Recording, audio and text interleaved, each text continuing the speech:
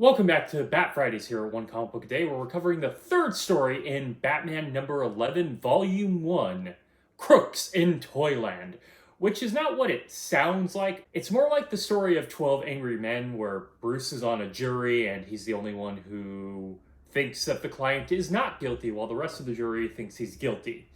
But that's not even what the story is about, because Batman stories are more about Batman punching people, and he can't really punch the jury into submitting to his side.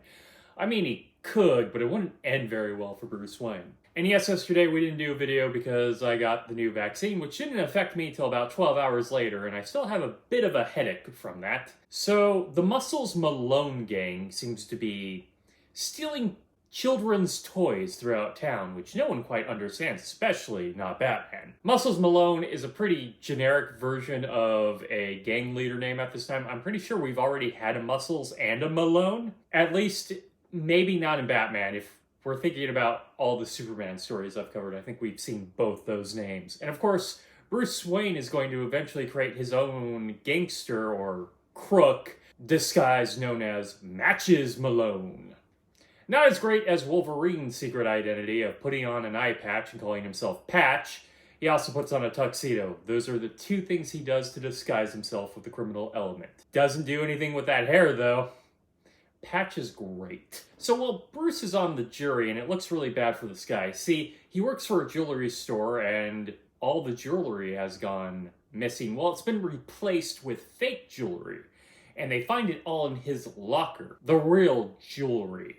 God, I hope I'm constantly not saying jury instead of jewelry. Stupid lazy tongue. But he swears he didn't do it, and we actually know pretty quickly he didn't do it because two of Muscles Malone's guys are sitting right by the jury box watching all this and very loudly talk about how they framed him so Bruce Wayne can hear them. Oddly, the rest of the jury doesn't.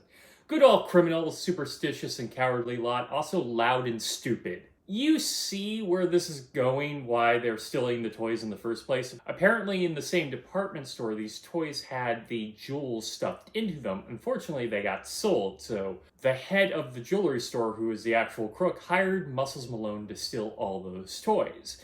And it's up to Robin and Batman essentially working separately to find them. Of course, Robin gets captured, has to be saved. Robin gets captured again, but by like a rich kid who has a whole bunch of war toys. And he has one of those walls where, I'm trying to think what they're called, but like the bands of securing him to the wall just come out with the press of a button. And why does a child need this?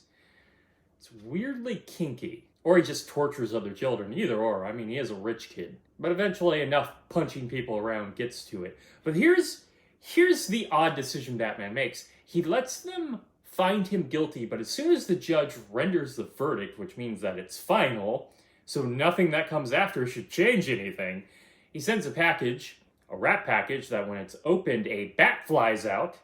Batman keeps trying to suffocate bats. We need to talk about that.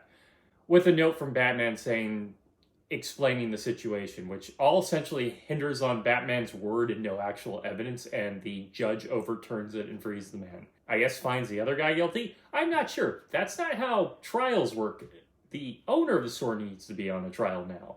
And that's basically the story, which sounds a lot more complicated than it is. And if you want actually a better version of Batman serving on a jury, Tom King told a story where Bruce has to be on a jury of a crime he solved. Bad Bruce, that is not allowed. Where he suddenly discovers that he was wrong and it wasn't Mr. Freeze, and that's an actual, I think it's about 2 issues. It's really good. I'm a big defender of the Tom King run. So read that story of Batman, not this one. This entire issue's been a lot of punching. You know, I used to say that was pretty good, but I'm getting tired of Batman punching people. Maybe he should do some actual detective work and not rely on listening to guys loudly state they did the crime near him. Okay, that is it from Batman issue 11, Crooks in Toyland. If you enjoyed this video, please like and subscribe, hit the bell icon to get a notification when new videos up. I do this Monday through Friday, but Fridays is Bat Friday, where I cover a Batman story in either Detective Comics or Batman, which was today. Usually I cover Superman stories. I'm sorry, I am so used to saying the other one, but I cover Superman Mondays and Thursdays. And please join me next time, same Bat Day, same comic book channel. Have a great day.